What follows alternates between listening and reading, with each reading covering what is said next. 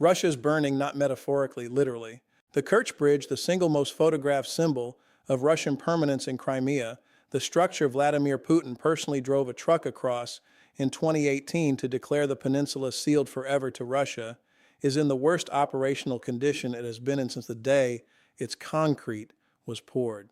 On the night of the 29th into the 30th of April, Ukrainian naval forces struck the Russian patrol boats guarding that bridge in the Kerch Strait, 2 FSB vessels neutralized in the dark, the very assets whose entire purpose was to prevent what Ukraine has been doing to that bridge for 3.5 years. Combine that with the underwater sabotage operation of June 2025, the rail derailments deep inside Russian territory in November 2025, the systematic collapse of fuel logistics across occupied southern Ukraine, and the now verifiable reality on the ground in Crimea in May 2026, and you arrive at a conclusion that mainstream Western reporting has been too cautious to state plainly. Roughly 80,000 Russian troops stationed across the Crimean Peninsula and the southern occupation zone are now, for all practical military purposes, operating without a reliable supply spine. They are not encircled. They are not yet defeated, but they are stranded in the only way that matters in modern industrial warfare. Their fuel does not arrive on schedule. Their ammunition replenishment is improvised. Their rotation routes are interdicted. Their bridge is a liability instead of a lifeline. This is not a story about a single damaged bridge.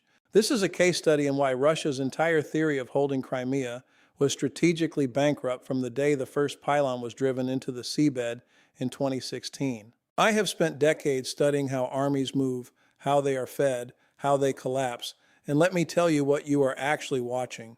You are watching the slow, methodical strangulation of an occupation force whose commanders convinced themselves that geography would do the work of defense. It will not. It never has. And what happens next changes everything about how this war ends. Pull the lens back. Before we reach the present catastrophe, you have to understand the assumption that produced it. When Russia built the Kerch Bridge between 2016 and 2018, the official narrative in Moscow was that this 19-kilometer engineering feat, the longest bridge in Europe, would lock Crimea into the Russian Federation permanently. The road deck opened in May 2018. The railway opened in December 2019. The total cost ran to roughly 228 billion rubles, more than 3 billion euros, and it was sold to the Russian public as both an economic artery and a symbol of irreversibility. The strategic assumption embedded in that project was simple and, I will say it plainly, militarily illiterate. Russian planners assumed that Crimea, once physically connected by a flagship bridge and reinforced by a land corridor seized in 2022 through Mariupol and Melitopol, would function as a fortress, a peninsula with 2 umbilical cords, the bridge for prestige and civilian traffic, the land bridge through occupied Zaporizhia and Kherson for the heavy military logistics, 2 redundant supply lines, 1 maritime crossing, 3 seaports, and the Black Sea Fleet to dominate the surrounding waters. On paper, that looked like an unassailable position. On the actual battlefield, that assumption failed. Here is what mainstream framing misses. The Western press has reported every individual strike on the Kerch Bridge as an isolated incident. October 2022, the truck bomb. July 2023, the surface drone strike. August 2023, the missile attack. June 2025, the underwater explosives planted by the SBU against the support pillars. April 2026, the naval strike on the protecting patrol craft. Each event is treated as a discrete news story, photographed, captioned, and then forgotten within 48 hours when Russian state media announces traffic has resumed. That is exactly the wrong way to read what is happening, because the strategic objective was never to drop the bridge into the Kerch Strait in a single dramatic moment. The strategic objective was to make the bridge unreliable, slow, defended at enormous cost, and ultimately unusable for heavy military logistics. And by that measure, the campaign has succeeded. Let me walk you through what this actually means at the strategic level. The Kerch Bridge today carries almost no significant military cargo. After the October 2022 truck bomb damaged the rail span, Russia quietly stopped moving heavy weapon systems and ammunition across that railway. Russian military bloggers themselves admitted this. The freight cars you see crossing now carry construction materials, civilian goods, food. The heavy logistics, the tanks on flatbeds, the ammunition trains, the fuel tank cars feeding the Crimean garrison, were rerouted through the land bridge corridor, running from Rostov through Mariupol, through Berdyansk, through Melitopol, through Jankoy, and into the peninsula. That rerouting was sold inside Russia as adaptation. It was actually a confession. It was an admission that the showpiece bridge could no longer be trusted with the war effort. The bridge became, in military terms, a symbol you cannot afford to lose and cannot afford to use. And it gets even more serious from here. Because once the heavy logistics were forced onto the land corridor, the entire Russian occupation in the south became dependent on a single rail line and a single highway running parallel to the Sea of Azov. That corridor passes through Mariupol, where the rail junction is exposed. It passes through Tokmak. It passes through Jankoy, which is now one of the most struck logistics nodes anywhere in this war. Ukrainian ATACMS strikes throughout 2024, and the resumed ATACMS campaign from November 2025 onward have hit the rail bridges, the fuel depots, the ammunition transshipment yards along that exact route.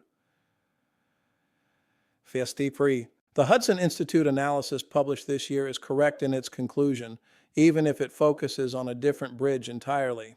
The truth is that Russia's logistical theory in the south rests on a chain of vulnerabilities, and Ukraine has been methodically cutting each link. Now apply that to the events of the last 6 months. The June 2025 underwater operation by the SBU was, in Russian propaganda, dismissed as cosmetic damage. The Wikipedia entry will tell you the bridge reopened the same evening. That is true and irrelevant. What the underwater strike proved was that the support pillars beneath the waterline, the structural foundation of the entire bridge, are reachable by Ukrainian special operations. Reachable means strikeable. Strikeable means deterrent. From that day forward, every Russian engineer responsible for that bridge knew that the structure could not be considered secure even from the sea floor up. Insurance rates on Russian merchant shipping in the Kerch Strait jumped accordingly. Civilian traffic across the bridge dropped. Russian authorities began routing military convoys at night in unmarked vehicles in dispersed groups the way you move contraband, not the way you move an army. Then came November 2025. Ukraine's main intelligence directorate, the GUR, conducted a rail derailment operation hundreds of kilometers inside Russian territory, hitting a freight train carrying military cargo on the line feeding the Crimean theater. That was not a stunt. That was a demonstration that Russian rear area logistics, the deep interior trains feeding the southern front through the Russian Federation itself, are no longer sanctuary. When you can derail a train inside Russia proper, you have told every logistics officer in Crimea that there is no point on his supply chain that is safe. So why you're in Chi? Pull the lens back further. The real question is not whether the Kerch Bridge will collapse tomorrow morning. The real question is whether Russian commanders in Crimea can sustain combat operations and routine garrison functions under the cumulative effect of these strikes. And the answer, based on what we are seeing in May 2026, is that they cannot. Here is the hidden military variable that mainstream coverage has missed. Modern mechanized formations are not measured by how many tanks they have parked in a motor pool. They are measured by their fuel consumption tolerance and their ammunition resupply tempo. A Russian motor rifle brigade in Crimea, fully equipped, consumes roughly 200 to 300 tons of fuel per day in active operations. Multiply that across the troop concentration on the peninsula and the immediate land corridor, and you are talking about thousands of tons of diesel and gasoline per day that must arrive by rail or truck. And that is before you count the rear echelon vehicles, the engineering equipment, the air defense systems with their own fuel demands, and the naval auxiliaries at Sevastopol. The 2025 Russian fuel crisis, which is now formally documented and which Russian regional governors have themselves acknowledged, has compressed Crimean fuel reserves to levels that Ukrainian intelligence describes as critical in multiple Kherson and Zaporizhia sectors. The United 24 media reporting from earlier this year quoted Ukrainian partisan sources observing Russian vehicles standing still, in column, fuel tanks dry, equipment waiting for resupply that did not arrive on the scheduled day. Let that sink in for a moment.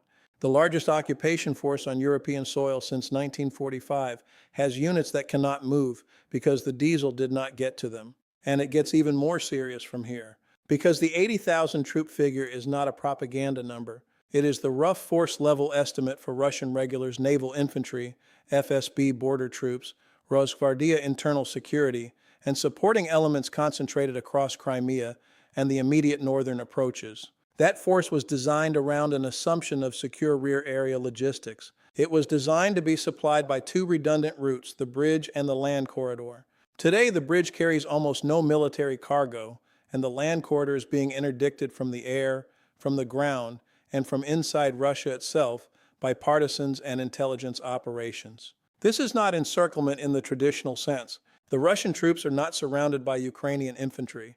They are isolated in a different and arguably more dangerous way. They are isolated from the industrial capacity that gives them combat power. A soldier without fuel is a soldier without mobility. A tank without ammunition resupply is a stationary pillbox. A peninsula without reliable logistics is, in the words Vladimir Putin himself used in 2014, an unsinkable aircraft carrier. And as the Fathom Journal analysis put it bluntly this month, that aircraft carrier is running out of fuel. This is the moment the war's logic shifts. For 3.5 years, the dominant Western analytical frame has been attritional. How many soldiers does Russia lose? How many shells does Russia produce? Can Russia outlast Western support for Ukraine? That frame was always too narrow. The deeper question, the one that determines whether occupied territory can actually be held, is logistical. And on the logistical question, Russia is losing decisively and has been losing decisively for at least 18 months, even as the territorial map has moved only slightly. Let me reframe this so the strategic significance is unmistakable. What you are witnessing in Crimea is not the dramatic collapse of an army. It is the slow seizure of an army. The vehicles do not move. The convoys do not depart on time. The rotations of personnel from the mainland into Sevastopol and Jankoy and Yevpatoria are delayed by days, then weeks. The civilian population, already nervous, is voting with its feet, leaving the peninsula in numbers Russian authorities have stopped publishing.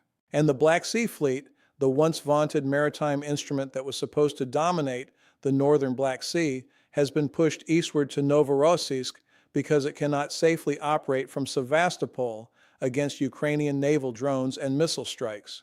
The fleet headquarters at Sevastopol, which was supposed to project Russian power, is now defended power. That is a category-level reversal. Here is the climactic operational picture as of this spring. Ukrainian forces have demonstrated in 2026 that they can strike the Kerch Bridge support boats with naval drones, that they can derail freight trains deep inside Russia, that they can interdict rail bridges along the land corridor with ATACMS, that they can plant underwater explosives against the bridge pillars, that they can degrade Russian air defenses around Crimea systematically with combined drone and missile packages, and that they can sustain this campaign month after month, while Russia cannot replace the assets at the rate they are being destroyed. Take any one of those capabilities and Russia could probably adapt. Take all of them together, layered, repeated, and synchronized, and you have what military historians will eventually call a logistical siege. A siege that does not require Ukrainian infantry to advance to the gates of Sevastopol. A siege that operates by making the occupation economically and operationally unsustainable. And the most audacious dimension of this is not any single strike. The most audacious dimension is that Ukraine is achieving this without a navy in the traditional sense, without strategic bombers, without the long-range cruise missile inventory of a great power, and largely without the public Western political support that existed in 2022 and 2023. Ukraine is doing this with naval drones built in workshops, with one-way attack drones built in dispersed facilities, with intelligence operations that reach deep into Russian rear areas, with rail sabotage networks, and with a small inventory of Western precision weapons used with extraordinary discipline. Pull the lens back, and you see something that should be taught in every staff college for the next 50 years. A smaller power, with a fraction of the budget, is dismantling the logistical foundation of a continental occupation by treating the enemy's rear as the actual decisive terrain. Now the verdict. This is what the headlines are missing, and this is the lesson I want you to take from this analysis. The Kerch Bridge will probably not fall into the sea this year. Russian propaganda will probably continue to claim that traffic flows normally. Russian state television will probably continue to show drone footage of cars crossing the deck. None of that matters. What matters is that the bridge has already failed its strategic purpose. It was supposed to make Crimea permanent. Instead, the campaign against it has made every Russian commander on the peninsula a hostage to a supply chain he does not control and cannot defend. 80,000 troops do not need to be killed to be defeated. They need to be cut off from the industrial heartbeat that gives them combat power. And that is precisely what is happening. Day after day, strike after strike, derailment after derailment, fuel depot after fuel depot. History will record this period as the moment Russia's theory of holding Crimea quietly broke. Not in a single dramatic battle, not in a televised collapse, but in the slow, methodical, professionally executed disassembly of an occupation logistics network by an adversary that understood modern warfare better than the army it faced.